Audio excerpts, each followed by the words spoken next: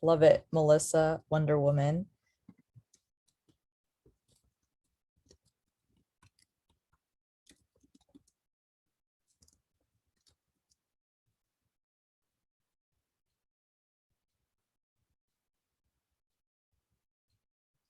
Miguel, Invincible. Oh, you like the voice. Ooh, interesting.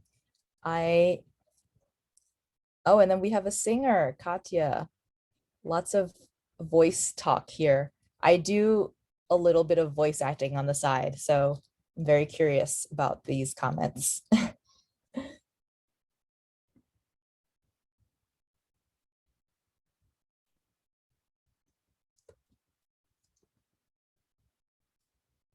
I will share.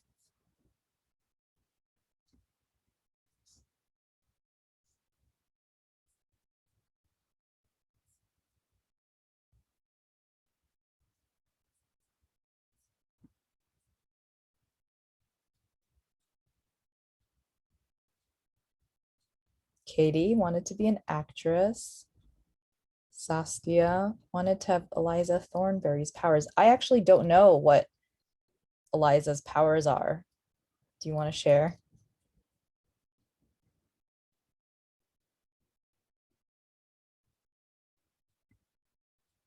Talking to animals. Oh, okay. Yes. And I believe, Melissa, looking at your background, maybe you have a pet that's named Kona. I do. She prefers the term princess, but yes, her given name is Kona. Vaishnavi from India, economist. Allison, Bozeman, Gal Gadot. Yep.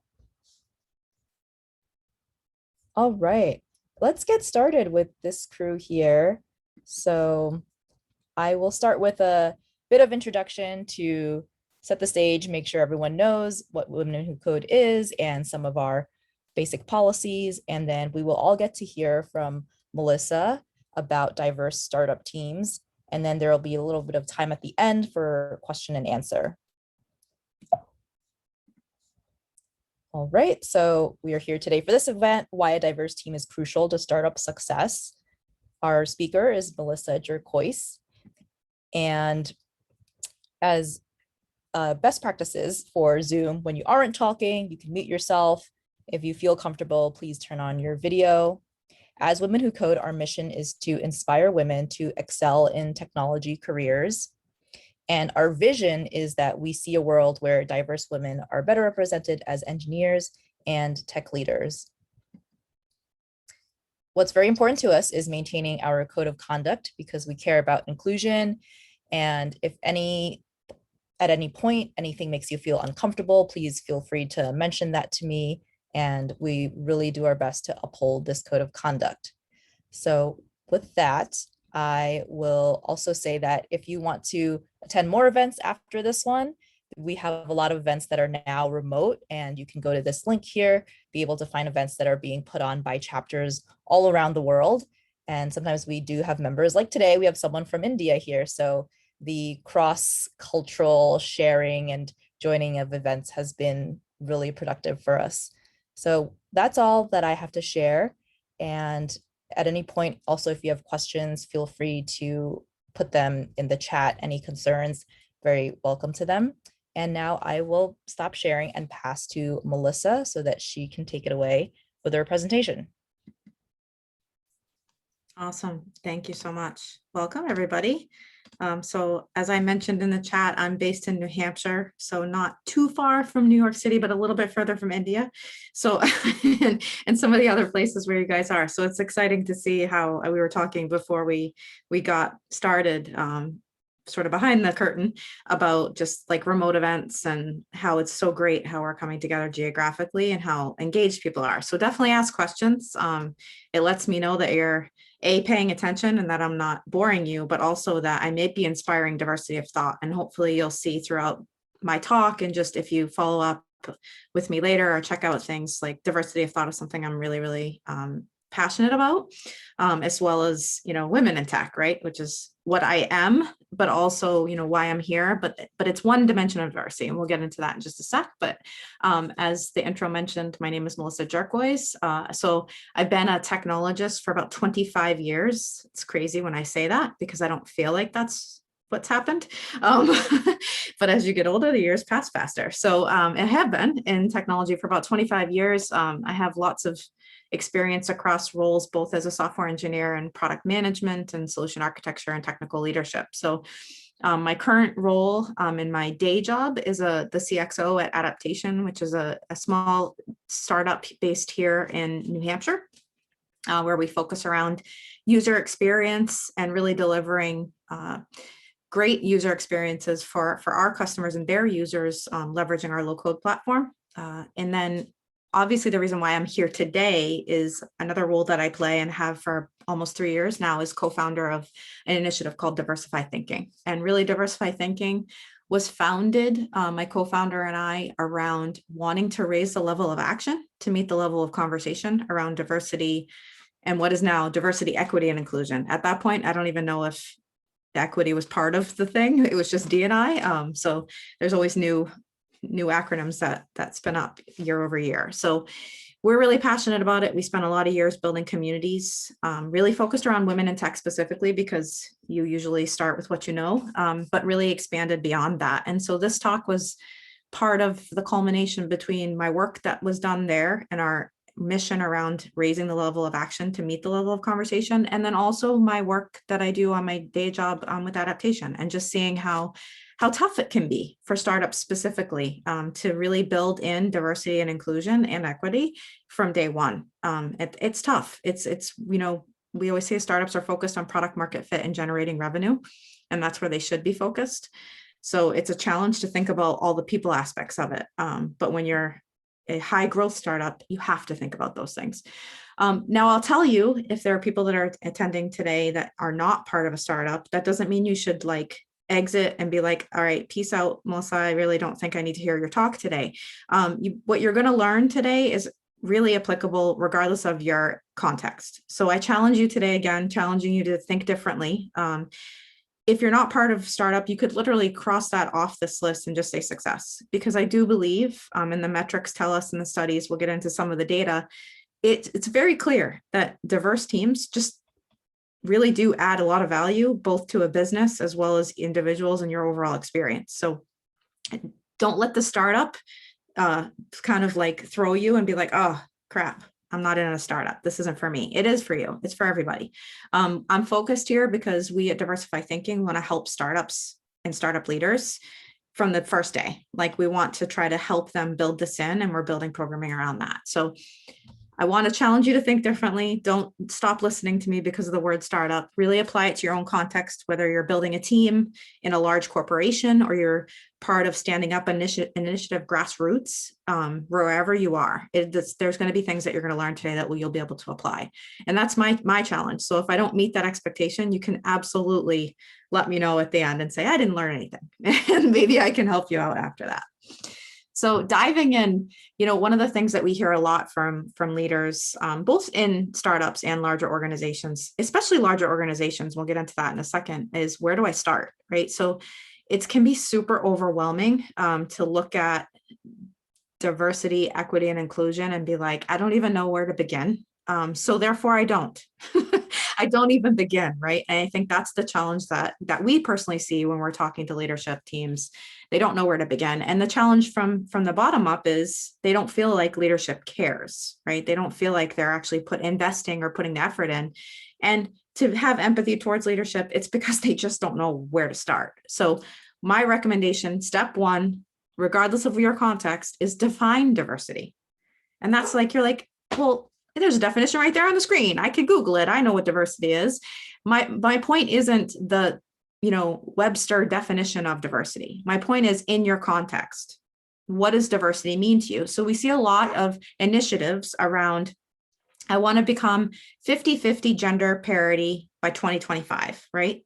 That I obviously fully support that for clear reasons. I know that there's a lack of diversity in leadership. I know that part of that is very focused around gender. So an initiative like 50-50 by 2025, I applaud it. I support it. I think it's great.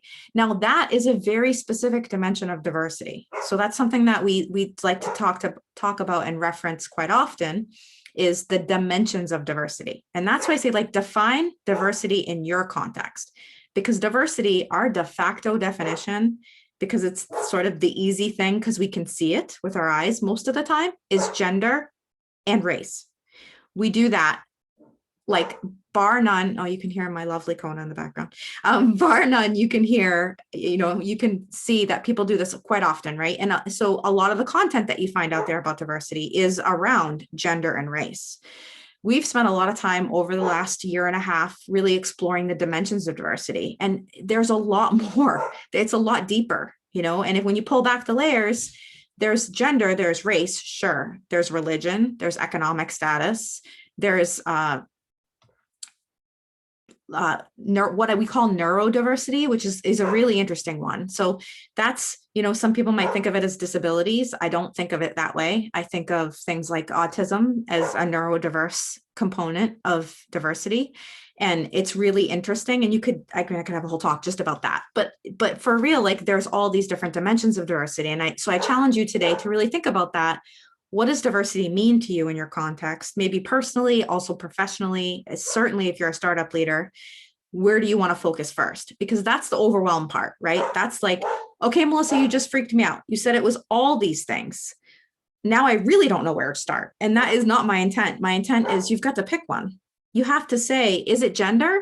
Like, listen, you're not wrong. It's not wrong to pick one dimension of diversity. The only way you're going to build a plan, and by the way, that's the secret to this whole thing, it has to be an intentional plan, is to pick one. Like, so define diversity in your context, and that can evolve over time. So you can say, right now, I recognize that gender is the biggest priority. I'm going to build a plan around that. And maybe it is 50-50 by 2025, which is a lofty goal because that's only now less than 4 years away. Or maybe it's 50-50 in leadership or whatever it is around gender, but just be super clear and write it down. Write it down just like you do your mission statement, or just like you do your to-do list in the morning or on Monday mornings for the week. Like, you need to write it down and you need to get alignment around it. Otherwise, it's just no good to anybody. You will never meet a goal if you don't have a plan, right? What is it the saying? A wish is just a goal without a plan, or something like that. Like, you won't meet it unless you have concrete steps to get there. And you won't know if you got there if you haven't written down the definition in the beginning. So don't let yourself get all caught up of, oh, now she told me there's all these different dimensions of diversity, so now it's even harder. It's actually, what I want to do is open up your mind to think beyond gender and race, or overall in diversity, but also then look at, what does it mean to you? What's the most important element or dimension of diversity that you want to focus on? So then you can build a plan around that. So that's why in step one is define diversity in your context. Again, like, as a startup leader, as a team lead, as a manager, as a director of a department, whatever it is, define what that means to you. And then from there, now we can start to build a plan. So when do we do it? So now we know what it is and we know what's important to us, but when do we start? Well, you're already late because you haven't already started. And that's, I say it in jest, but it's true, right? Like, you have to start on day one. And that's why we're really trying to help specifically, again, like startup leaders. And part of that is because we're like, these are the companies of the future, right? So why do we start there? We start there because there's this ugly thing called diversity debt that people are combating. And large corporations have this, and it is heavy. And when I say heavy, I mean, like, think metal jacket on you, you feel it. And that's where a lot of the overwhelm comes from.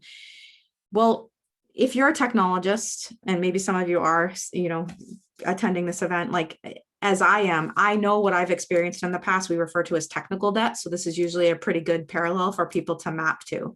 So technical debt, right? It's those things where you're like, okay, we have a deadline. I don't actually feel awesome about the way that we're coding or architecting this thing right now. But if I do it like the way that makes me feel awesome, I'm not going to get it done for another 6 weeks or 4 weeks or whatever that is. So I've got to do it the non-awesome way, but we'll go back and fix it. And you might even get management to agree. Yeah. You'll go back and fix it. And we all know, guess what? That never happens. right?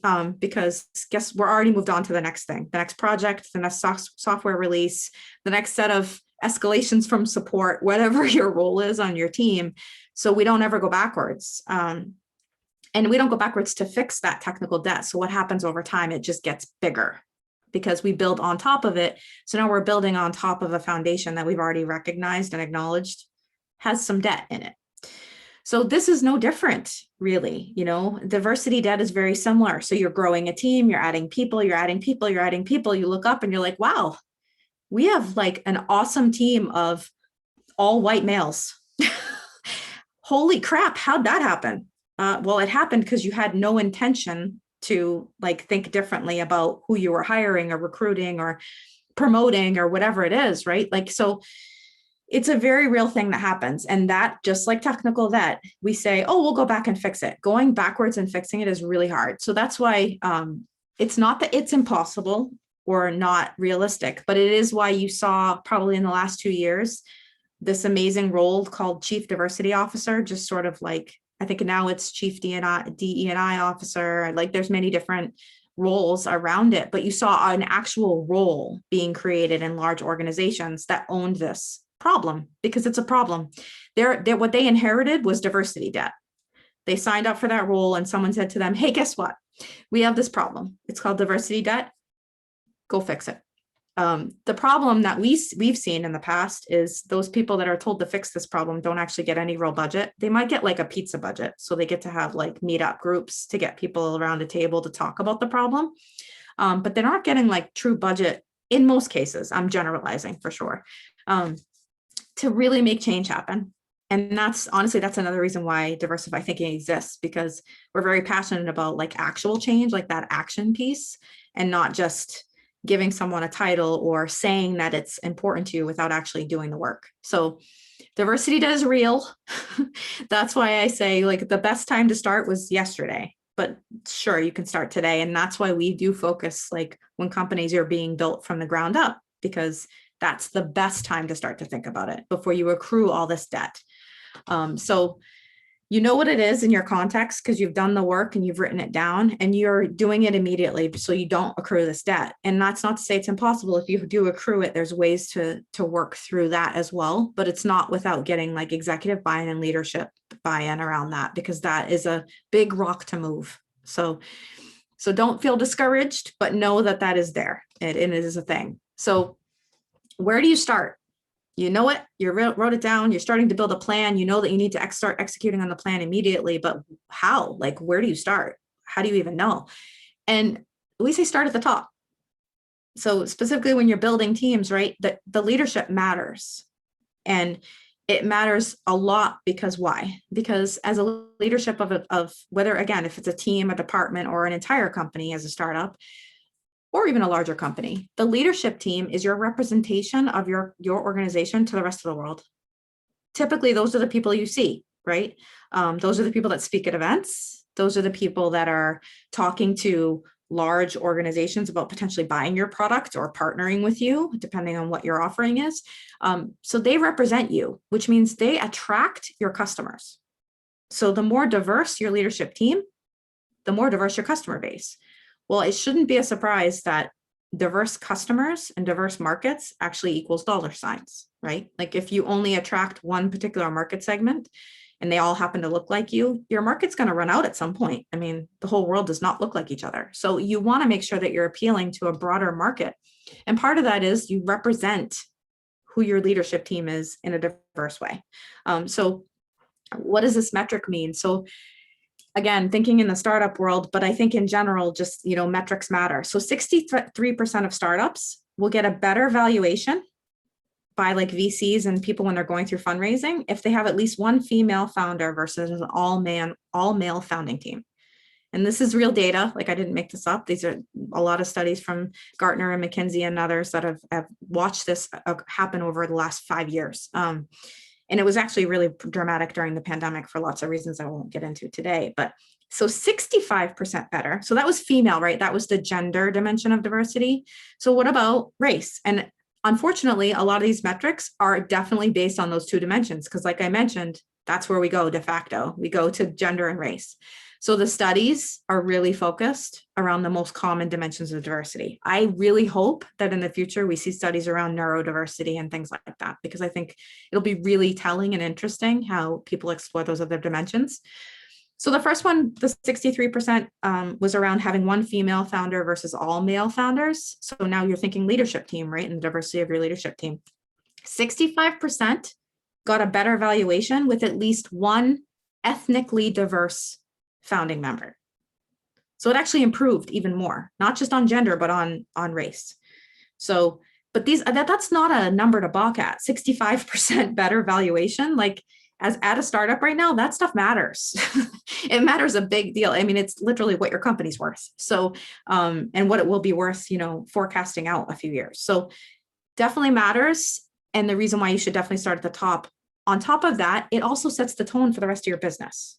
So if you have an all male founding team versus a diverse founding team, whether that's ethnically diverse, neurodiverse, gender diverse, it sets the tone for how you go to market. It sets the tone, like I said, for how you attract your customers. It sets the tone for who you hire. Because we as humans, we'll get into in a minute, like to hire and work with people that look like us. That is maybe a disturbing on some levels, but a very real fact. So it's like a hard truth. We like to be comfortable. We are very habitual creatures, and we surround ourselves with people that look like us. And we don't do it because we don't like people that don't look like us. We do it because it's a habit, it's a societal bias, and we have to be really, really intentional to break it. So that's what I'm challenging all of you today to think differently about that too, because it matters. So you know what it is, you know why it's important, and why you have to start immediately and when, and you know where. Now you've got to start at the top, right? You have to look at your leadership team and think about that. So how do you do that? Obviously, you have to hire, right? Like, how do you get different and diverse people into your organization? It's through hiring. We'll get into why that's just the first step. There's a lot to keep people engaged that has to happen beyond that. I always refer to that as the inclusion piece, but definitely you start with hiring. It's interesting because I don't think that people appreciate how diversity is so powerful. Not just, again, I mentioned like data points around being valued at a higher amount because of the diversity of your leadership team, for example. But there's also a lot of proof that people want to work at a more diverse company. That's data that's coming out now, right? People on the hunt for jobs, it's actually 2/3 of job seekers are actually considering diversity as a very important factor. They look for it in companies. You know, they look at the leadership team. If the leadership team is all, forgive me, 50-year-old white men, they're like, I don't want to work there. I know that story. I've seen that movie, right? Like, because that's the majority of leadership out there right now. So people are looking for it. So you're going to attract job seekers also based on the diversity of your team. So it matters for attracting talent. And then how do you attract talent? Like, what are you doing in your job descriptions? Guys, words matter. Words really matter. So there's a gender decoder link here. Check it out. There's lots of other decoders. I think there's someone actually mentioned to me after seeing my talk that they went and did some research, and there's actually like race decoders as well to look for racial language as well that I think aren't necessarily free. I believe this one's a free one. We use this here. You know, we've used it with other organizations. We've used it at Adaptation. It's shocking how minimal language. Startup job descriptions are typically, again, this is a generalization, but are typically light. Some people look at them and they're like, I don't even know what my job would be if I apply there. Well, there's a reason behind that, because startups aren't sure. You know, you might wear many hats, your job might evolve. They're trying to keep it open. They're trying to attract people that have a hunger to learn, to grow, and that sort of stuff. Even with minimal language, using this tool, it picked up a lot of masculine words and terms. And we were like, wow, that's a shock to us. Like, there's not even that many words in here. How can the English language be so masculine by default? And so we took this and we transformed our job descriptions, and we saw, I think it was like a 12% increase in females applying to roles.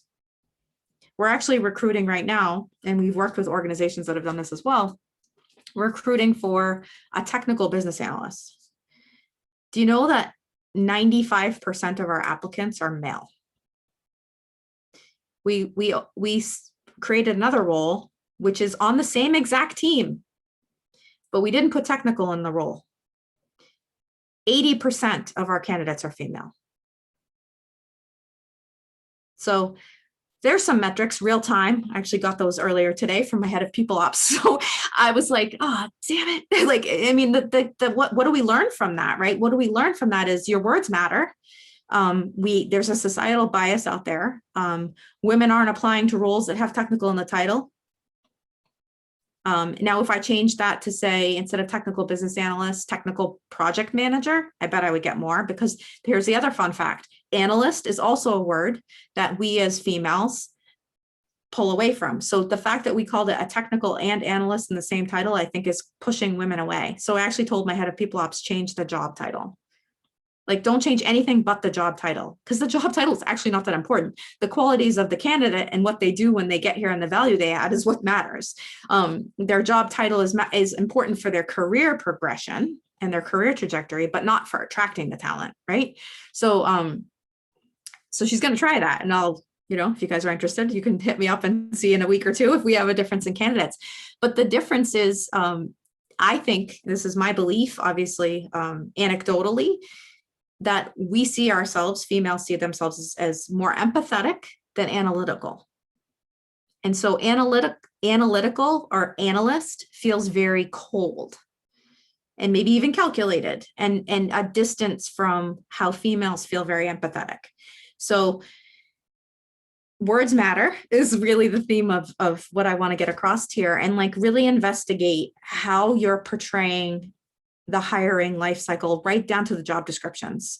Look at your website too, especially if you're on the team that's associated with marketing, or you have marketing's ear, if you're a larger company, like talk to them about your website, because not even the job description, but your entire website, if it feels masculine or starts to look like, you can use tools like that to scrape your website as well, and it will tell you what the tone of your website is.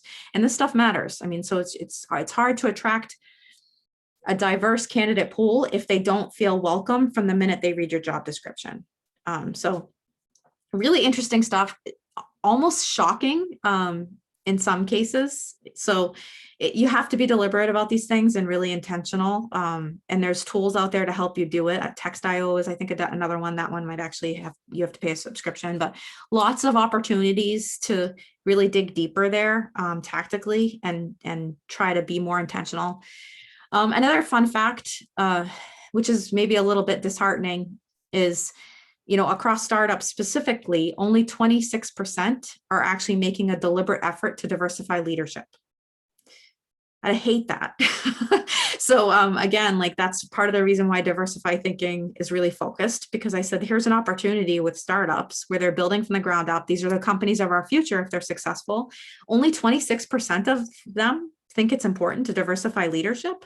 That's a small number, right? I just told you 65% of organizations that have a diverse leadership team that's ethnically diverse, with at least one ethnically diverse founding member, 65% better valuations, but yet only 26% of startups and companies that are building from the ground up are intentional about this and like really focused and putting deliberate efforts towards it. So it's more than a trend. Like, this has actual data behind it, and it's really important. I mean, it's the reason why Women Who Code exists, right? Because we recognize that there's a gap, and we're trying to do everything we can to bring people together to change that and close the gap. So this is no different. And I think what's awesome is technology is starting to support it. And so I get really excited about that, because there's so many people that are trying to find ways to solve this problem and really take action. So there are ways to do this. It does matter. So again, start with the hiring, but don't stop there, right? So now you've hired them, you have a diverse candidate pool, you've scraped your website, you've fixed all your job descriptions. There's like no way that, here's another fun fact too, a woman will look at a job description, and if she can't check at least 9 of 10 boxes, sometimes 10 of 10, if we're being honest, she won't apply. And I can raise my hand and say, I am guilty of this. So a man, again, this isn't a generalization. There's some studies done on this. They will look at the job description, and if they meet 1 of 10, they will apply. That's infuriating. Like, why is that? So we have to change that, right? Like we have to be really intentional. Part of it is there's just too many darn requirements on job descriptions. And sometimes you read them and it's like a thesis. And I'm like, I don't even understand what kind of person you want to hire because you have so many requirements here. It feels like you're looking for a unicorn. So I think and we as females are like, oh, I have to feel like on day one, I'm just going to crush this, or I'm going to get imposter syndrome and all the things. And I'm just going to be like, I'm out. So we look at that literally from the job description. So it does matter. Hopefully I've driven that point home. So you've hired them, but how do you keep them? Right. So you have to do something to support them. So we hear about inclusion all the time. Inclusion, inclusion, inclusion. Does anyone really even know what that means? Again, we should probably have a whole slide dedicated to defining inclusion. But it's really about creating an environment that gives each individual, because we celebrate the differences of individuals, what they need, not just to exist and, I guess, live in that environment or coexist, but to thrive and grow. Because that's inclusion. Like, do they feel like they belong? And this, again, without intention and deliberate effort, it doesn't just happen. It's not organic for people to just naturally feel like they belong to an environment. Like there has to be intentional practices that do that. And inclusive companies are 1.7 times more likely to be innovation leaders. Again, this is real data. I'm not making this up. Like, so if you could be an innovation leader in your market as a startup or any size organization, why wouldn't you do this? Like, why would you not do this? It seems like, wow, Melissa, like, are people just dumb? Like, why would they not do this? Melissa, I kind of want to speak to that for a second. My current company is a startup. It's called Picasso. It's been deemed a unicorn. It's kind of shaking up the real estate industry, and the mission is to enrich lives by making second home ownership possible and enjoyable for more people. But as I am a senior talent partner for the group, and our leadership is very focused in hiring diverse and a diverse leadership team as well. I'm finding roadblocks. I think one of the reasons that I'm, participating in Women Who Code, it's one of the only economically reasonable diversity groups that I can participate in. Whereas I, looked at resources like Afrotech, and they have no special deals for a startup environment for a small or medium-sized business. They want to charge me $10K to post every single, job description, just as much as they're charging Amazon or Deloitte or whatever other Fortune 500 companies that are participating in it. So I think it's a problem a lot from the group perspective too. Like, we as a startup are passionate about hiring diverse, but we also don't have the same funding as like an Amazon. So I just thought that'd be like kind of an interesting anecdote to add to trying to hire diverse and the economical reasoning behind it when, our talent team is trying to make the efforts, and, we are getting, shut down from an economical standpoint. Yeah, no, that's great, Alice. Thank you so much. I think, and we experienced that too. We've seen that with startups. We experience it ourselves at adaptation as well. So you have to be a little scrappy, like you do with everything else in a startup. It's like, where can, like, Women Who Code or like Out in Tech, Slack groups, like, where can we go and post these things to get in front of the right people, right? I think that's key. Yeah, it's definitely a resource issue in terms of funding. And honestly, I'm actually excited that you're so focused on that. Good for you. So I feel like you could give this presentation. So it's great. I'm really excited about that. Like, that makes me really happy because I feel like not as many people are doing it. And the other reason, human experience wise, that I find that leadership doesn't do it is because leading a diverse team is hard. Like, because what happens when people are different from each other? Well, there's conflict. There's a lot of diversity of thought. So people aren't always agreeing. So, and it's harder to manage a team that's diverse than it is to manage a team that looks like you, right? Because it's groupthink, right? Everyone's, yes, of course, Melissa, that's an amazing idea, but I'm like, but that's boring. Like, that's not where innovation comes from. So I think there's that element of it, but yeah, you definitely have to be resourceful, and we have to figure out ways, like to your point, to make it more accessible. to startups, I think. So that's obviously another thing that like we at Diversify Thinking are trying to figure out. Like, it doesn't make sense to make it cost prohibitive, because now you're defeating the whole purpose. Because then you can't get out there and you can't get in front of the right people. So I totally hear you. I think that's a great anecdote, and definitely speaks to why wouldn't more people do it, outside of the fact that startups are usually focused on product market fit and generating revenue. So that's why I applaud you that you have any deliberate intentions or plans around, hiring a diverse team. That's awesome. Thanks, Melissa. Yeah, of course. So the other part of this too is like, again, with the inclusion part, how do you keep them engaged, right? So Allison, as you guys start to hire and do get in front of more diverse candidates, how do you make them feel belonging to the community? How do you build that community, especially, gosh, in the hybrid world? Like, I don't know if you guys are hybrid, full remote, or, everyone, I guess, was full remote, right, for most of the year. So a lot of people are looking at this, actually, we've been exploring this ourselves as like another dimension of diversity. We actually held a roundtable yesterday around like making hybrid work, and how do you create an inclusive workspace when people are not all together. That's like another dimension of like keeping people engaged.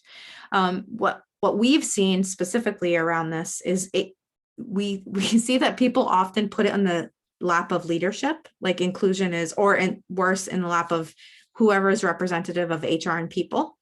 And what we always say is like, the culture is not the responsibility of one person. It's the responsibility of everyone collectively. So the culture just never comes from one person. The tone, like I mentioned, definitely comes from your leadership team, right? That's why if you don't have a diverse leadership team, it can set the tone. But it, for sure, you can lead from any chair. And so what that means is like, be curious and invite challenge. Like, you have to be open to that. If you're in a meeting, you look around the room, who isn't talking? Did Mary not say anything? We need to be curious about that. And it certainly should be promoted from leadership, but I would argue everybody in that Zoom meeting, or everybody sitting around the table, needs to really call it out and really make sure that everyone is feeling included, and that everybody's very diverse perspectives are being heard. So that's a challenge. Again, it makes it harder to manage a diverse team, because you definitely have to be intentional and focused around it.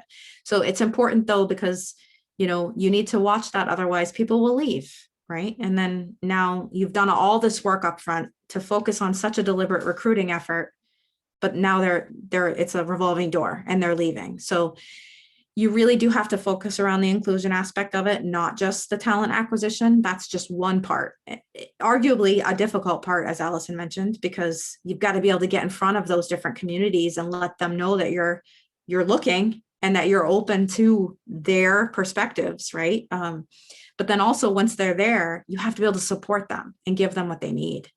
So important. Yeah, and also there's like a legal aspect to it too that you don't think about, right? Like, we have to interview everyone that's qualified for the position, not just the diversity candidates, right? Yep, and so exactly. It makes it hard to intentionally hire diverse when, essentially that's illegal. You have to treat every candidate as the same. So yeah. It's definitely a double-edged sword sometimes. Yeah. So what we did, I love that you said that. So we implemented our own version of like the Rooney Rule. And so we've been talking to people around that, which is like, basically, I won't get into the details, but the gist is, once you get to the second round, your candidate pool is 50% diverse, but you have to do that discreetly, right? And you have to do that in a way, like you said, that's not tokenized, right? So, and I'm always open to say, listen, I don't want a C-level role because I'm a woman and because you want the leadership team to be female. I want a leadership role because I earned it, because I've been in technology for 25 years and I've worked my backside off and I deserve this role, right? And I think that's, we've had this conversation internally, and it's been a really interesting one, because people do have different perspectives around it. So, one founder would say, our next hire needs to be female. And she's female. And I said, no, our next hire needs to be the hire that fits the candidate profile and like what we need. They have to represent those qualities. Another awesome thing that we've been like taking on as language that I'll offer to you guys too is, instead of culture fit, because fit implies, again, this speaks to inclusion, fit implies that you fit a mold of something you've already built, right? So like, think there's a puzzle and there's a missing piece and you're the culture fit, right? So challenging all of you to change your language maybe from this day forward, instead of culture fit, it's culture add. You're adding to your culture, which means your culture could change a little bit, because every time you add a team member, shakes things up, right? Like, we have a team, and I consider the team that works under me like a high performing team. The minute I add one more person, we start back at the beginning, and now we're in the storming phase of the team building part, right? Because it's a new person, it shakes it up.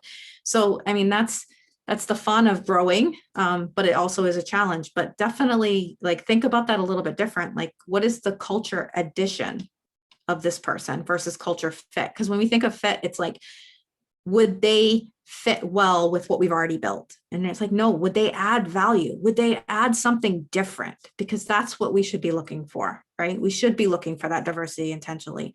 So it's subtle, but it actually makes a big difference. And I catch myself sometimes doing it. Would they be a good fit? I'm like, add. So it's definitely, you have to like deliberately change your thought process there, but it matters, and it like changes your perspective on it. So definitely like try to think a little bit differently about that. And again, like this is all about, it's just about thinking differently, and challenging yourself so that you can not only just get people in the door, but keep them and make sure that they're adding value and they feel like they're adding value. It's really, really important. So how do you know if this is working? So you've defined it, you've started immediately, you've put your hiring practices in, like you've looked at your language, you were able to get out in front of the right audiences, hopefully in a cost-effective way. And then you're figuring out how to retain them by building an inclusive environment.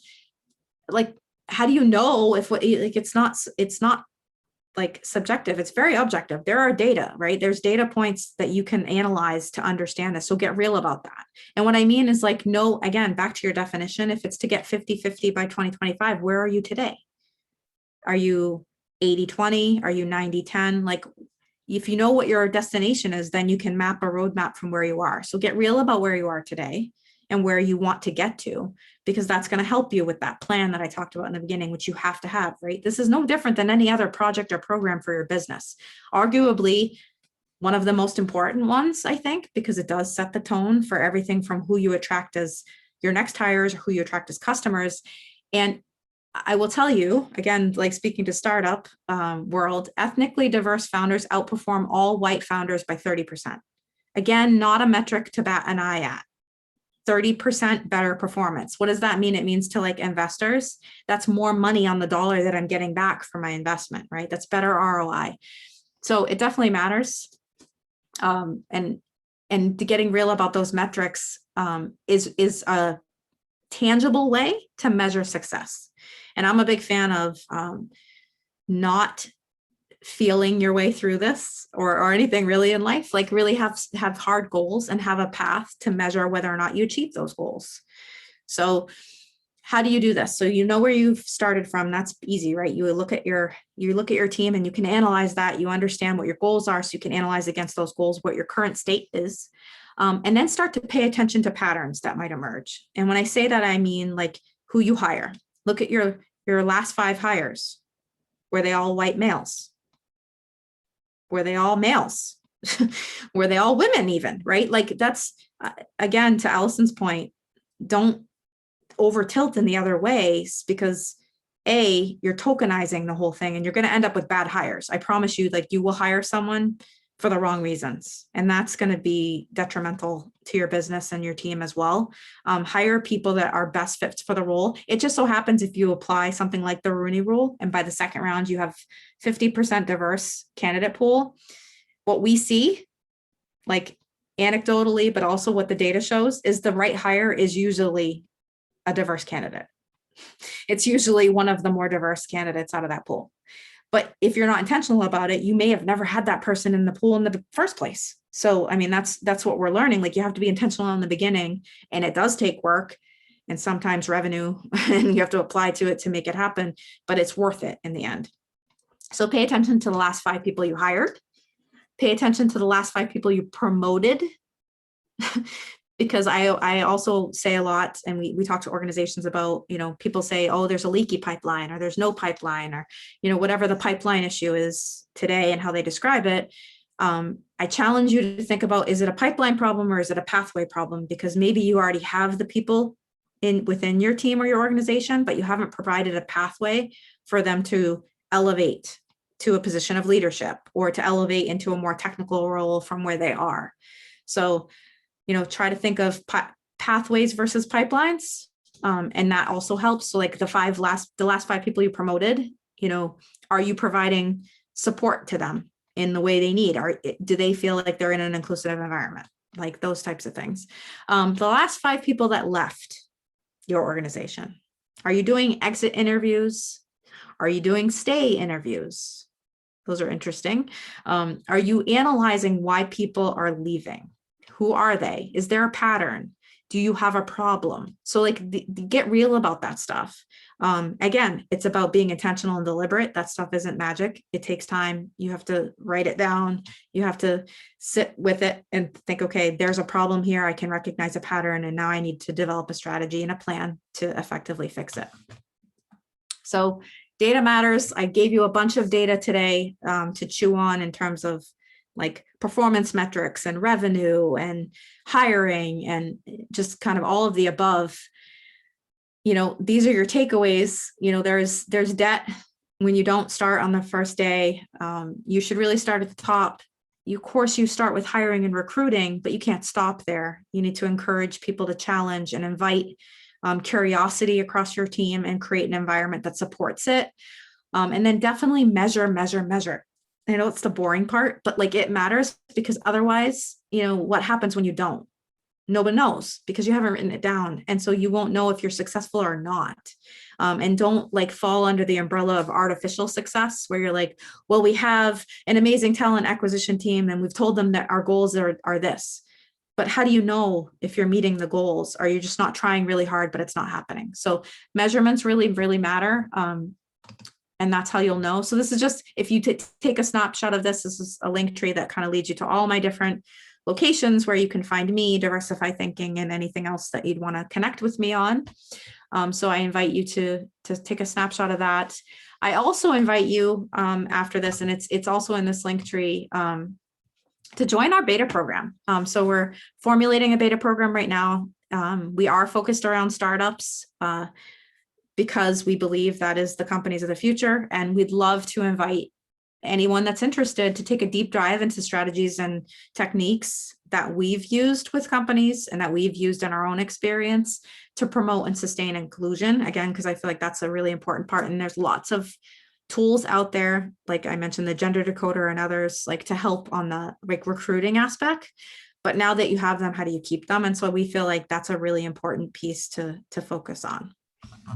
Melissa, can you put the apply to join the beta program in the chat, the link? Yes. It's not populating on the presentation. Thank you. Yes, I can. Absolutely. And that's what I had today. And I think we have a few minutes left. Thank you, Melissa. You're welcome. I also enjoyed the back and forth that Allison and you had with Melissa, and would love to invite a few of the folks here to chime in as well, particularly Kelsey, because you run Ladybird Talent, and Alessandra, because you're a founder. I would love to hear your perspectives on how basically how are those difficulties showing up for you? Like if you had to name your top one, what might it be? And any wisdom on that you might share with the bigger crowd here. Sure, happy to jump in. Nice to meet you, everyone. Melissa, thank you for this awesome presentation. So I've been in startups for quite a few years as a founder, just starting our own company. And we've been searching for mobile developers, just kind of something I've found on like just looking on basic LinkedIn. I'd say that probably for every female or kind of diverse candidate, there's probably like 20 males. That's just a really random number that I've kind of made up in my mind, but I'm like, wow, okay. Got to look in a lot of other places to be able to diversify our pool. And at other startups that I've worked at, I've kind of collaborated with recruiting and heard their challenges and struggles for finding diverse candidates. And I think a lot of people do go to these really central location pools where it seems like everyone's applying. However, you really do have to kind of tap into some of these communities that focus on diversity to really be able to find some more candidates. And that is, I think it is challenging if you are in a small town and you're like, well, we're not a remote company. And so finding that talent, it can be challenging. And I think that's been, I guess, one of the best parts about this remote world that we're in. It opens up this pool of candidates to so many more individuals who are based in various different places in the world or US. Yeah, that's great insight. I think you're I like you said 20 and I was thinking it's probably double that, really. I mean, if we're being honest, it's probably double that. But I think you were trying to be kind. But yeah, I agree. I think there's so many opportunities that have arisen, right, in the last year or so. So sort of I would say the phoenix rising from what was the ashes, right? I think that has allowed us to find other people in ways that we out of necessity, but also like opened up those opportunities. I'm curious if you could also speak to kind of asking a follow-up question. Do you feel, and maybe Allison, you can chime in here too, and maybe Kelsey, like, do you feel the biggest challenge for you guys is like the recruiting part, like getting the talent, or is it keeping, or maybe it's both, or maybe you guys haven't got enough that you can't speak to the inclusion and like keeping part yet? We are a very small team at the current company that I'm at, so we are looking to primarily bring people on board first. We're literally in the very early kind of stealth stages of hiring, but actively hiring. I'd say just experience at other companies. I think it depends on like the product and the people that you're working with. I think if the company has a very progressive approach to their like diversity initiatives, or trying to be inclusive and really fully understand, I think, DE&I, and it doesn't seem like it's just like checking boxes here and there. There's a higher chance that employees are happy to stay at the company. I have had kind of like sidebar conversations with other people of color at and kind of minorities at other startups, and when you hear kind of comments in a Zoom meeting or a regular meeting, and I think it's frustrating, but it's almost I wouldn't say it's an unfortunate reality, but it can be, and it's just, we've been navigating kind of situations like this for a very long time, and I'm not saying that it's normal, but it's almost something that we learn to kind of work with or live with. And I think people who are open to feedback, they're open to hearing it, and it's nice to have that open dialogue. And I think companies that encourage maybe like cohorts for women cohorts, or people of color cohorts, or a lot of companies have kind of created these like allyships within their companies and creating these communities for minorities. That's super helpful, I think, to build a network and build like allyship around people. So that's just my 2 cents. Yeah. I don't know. Go ahead. I was going to chime in. Sorry, my camera for some reason isn't working, but hi, it's so nice to meet you guys. I wanted to jump into Alexandra's point. We are also a startup, and I think Allison made this point, and I'm very adamant. We are an LGBT, we are a diversity team of founders. I'm very adamant about, even with our offshore team, which we're utilizing now, to demand that they have, at least 50%, and we've actually asked for 70% of our developers to be female, but we're looking to hire our first in-house hire. And it's really been challenging because, first of all, we're not tech founders. So even that in and of itself is challenging, but I want this role to be filled by a woman. And I just find that, to Allison's point, we're competing with such, and obviously we're a startup, we're in the middle of fundraising. So we are offering more of an equity role. We are giving people the opportunity to grow. We're really giving them ownership over this. And it's challenging because we're competing with behemoths, and it's, you're faced with two massive challenges, which is funding and the gender problem. And I really, I know it sounds stupid, but I really am insistent about having our first hire be a woman, and I want her to be, a in tech, not marketing, because I think it's what everyone expects. First hire to be a female which is not, I mean, it's not that there's nothing wrong with that, but yeah, so I wanted to reiterate what both Alessandra and Allison said in that, and I find that to be so frustrating to the point where I actually recently enrolled in an engineering boot camp so that I can meet these women. I researched one that has most women, and I'm like, you know what, I'm just going to invest in this so that I can meet these women and, you know, kind of entice them that way, just to have access. But it's extreme measures that are stretching our budget beyond reason, but I find no other reasonable ways of sourcing this sort of talent pool in a situation, a startup situation. Yeah, that's a really good point. I love that you joined a code camp, by the way. I think that's amazing. It amazing. was like my parents were like, you're like a whole different level of psycho, but I honestly have struggled so hard with finding talent, female talent. And again, it sounds silly, but I really wanted to be filled by a woman. And I thought, if I'm in that community, like day in and day out, it's a 6-month program, there's got to be women in there that I can understand how they're thinking, understand what kind of needs they have. So as we're fundraising, we can also sort of meet these needs, you know? Yeah, I love that. I love that strat. I love the idea of immersing yourself in that community to build the empathy so that you can figure out what is the gap that's not attracting them. I think Kelsey, you had something to add, but I will add before. Kelsey. Yeah, no worries. I think one of the things that's interesting is what I have seen. I'm a little bit unique as leaving a corporate career for a couple decades and jumping into startup world. And I had people tell me that I was a little crazy. So I sympathize with you.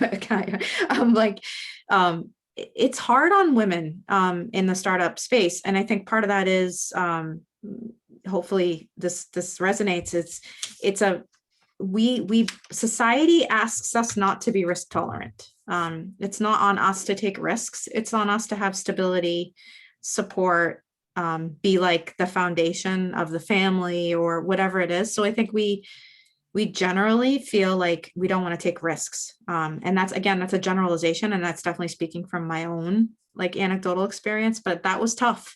I think that might be part of the thing that we're combating too, is how do we get women to make that leap and take that risk? Because there's some amazing talent that might be in a corporate career that is like tucked in the corner, not getting the recognition that she deserves, right? So I empathize with her. I was her. So like, I get it. And I think that's like, there's an opportunity there too. I think that's why I applaud you for immersing yourself in that community to really understand. Yeah, too. I mean, yeah. And we've been very honest about the fact, look, we're a startup. We are giving you ownership. And so we thought it could be attractive for women who don't have that voice. But in the bootstrap scenario, it's a very real, and again, to your point, Melissa, it's a very real concern for women where we are not risk takers. Yep. You'll see a lot more dudes who are like, yeah, I'm only, you know, and I'm really adamant about filling this role with a woman. Yeah, I'd love to jump in on that. So I started a org called Ladybird Talent on Women's Equality Day last year. And really this is the pain point we serve in. So the whole idea is like helping early stage companies connect with women for their tech and leadership roles. So we really do kind of focus on that gender lever of diversity while there's intersectionality within that. And it's interesting to think about the roadblocks we hit is there are so many founders that are really hungry to, which Melissa, I think I'm so happy to hear you reaffirming that. That's really the deeper we get into it, those are the companies I gravitate towards the most, enjoying those relationships the most. But one of the roadblocks we're really hitting is when you have that Rooney Rule 50-50 pool, when we're talking specifically, I get asked to support a lot of computer science type roles, a lot of software engineer type roles, that there is a larger pool of people who have the exact tech stack and experience. I think the 1-to-20 ratio on LinkedIn, yeah, I always see it. If I run an ad, you like literally see, if you select a gender on there, you see it drop down to like 10%. So when we're talking about leadership roles, that's getting smaller and smaller. So I think on the client side, the challenge I face is them not looking for skills assessments, but them looking for affinity bias in the resume. They're looking for familiarity there. And that's a struggle. And on the risk-taking side with the candidates, they're getting hit, like, especially when I'm so grateful there's some more of a priority to be making sure your pipelines are inclusive, but people are getting hit up 17 times a day. Recruiters are blowing them up. So it's a lot of white noise we're competing against. And the risk, it's a year of burnout. Like a lot of underrepresented people had a much more difficult experience. So they're looking for some stability and some pay that's going to come. So it is like, it's just an interesting time. There's so much work to be done. I'm so grateful for all the information you brought forward and everybody's thoughts on this. But there's just like, I feel like there's risk on both ends that need to be recalculated. Kelsey, would it be possible for you to drop your, you mentioned a network and I know it was really fast. Would you mind dropping it in the chat so that I can? For sure. Down? Definitely, I will do. Thanks, Kelsey.